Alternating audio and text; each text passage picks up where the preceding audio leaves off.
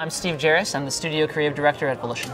Saints Row 4 has a lot of crazy things in it. I think some of the stuff that we're prepared to talk about right now, dubstep gun, the black hole gun, those of course are whimsical weapons. Well, one of my personal favorite though is not only the superpowers, which are amazing, but also the way that we've taken conventional weapons and turned those into something kind of exceptional. The fact that you can go into a store, turn a submachine gun into a water gun or a nail gun, and all of a sudden now you've totally changed what used to be a normal weapon into something a little more fantastical, or rocket launcher into a guitar case. On a personal level, though, my personal favorite is that we have the entire first chapter of Pride and Prejudice in our game, but that's just me.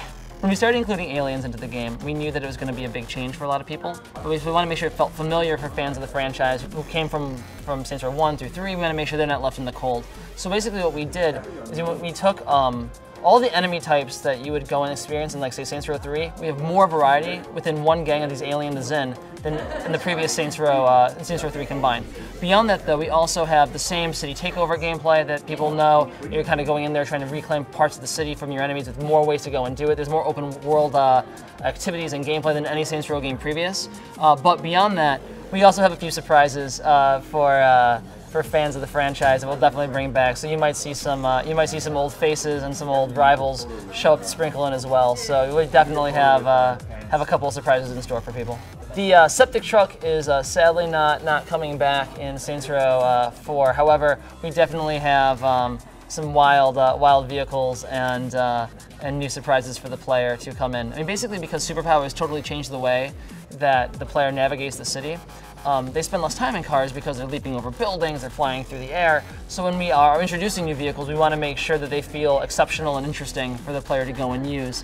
So we've definitely have some new fun vehicles to use. One of my favorites is our mech suit, where you can go and fly around and rain death with rockets and machine guns and this giant robot stomping through the city. Our melee system is comparable to what we had in Saints Row 3. We have really exciting animations that happen if you sprint towards someone, press the right trigger. You can execute some fantastic different moves to execute people. Superpowers is a whole new twist on that, where you can throw people in the air, kick them to break their spine, throw their body on the ground, and stomp on their head.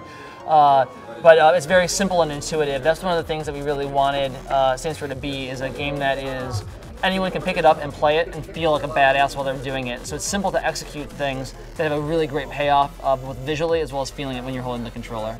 You know, GTA 5 is certainly coming out in the same season as we are, but honestly, it's one of those things where the two projects are both great games and they both are very different. You know, GTA 5 is not going to have superpowers and aliens in the same way that we're not talking about the death of the American dream. So, I mean, they're very similar products in that they are open world, but that's really their only commonality. Beyond that, they're radically different. You know, I think tonally they're very different, mechanically they're very different, and I think they both stand apart as two separate entities. So, like, I'm really excited to play GTA 5, but I think that the fan who wants to go and play that and play our game as well, they're companion pieces to each other. I don't think they're at odds at all. I think they're very much two standalone products that work out well together. People ask about weapons in Saints Row. This is not quite as large as in our game, but this is the dubstep gun.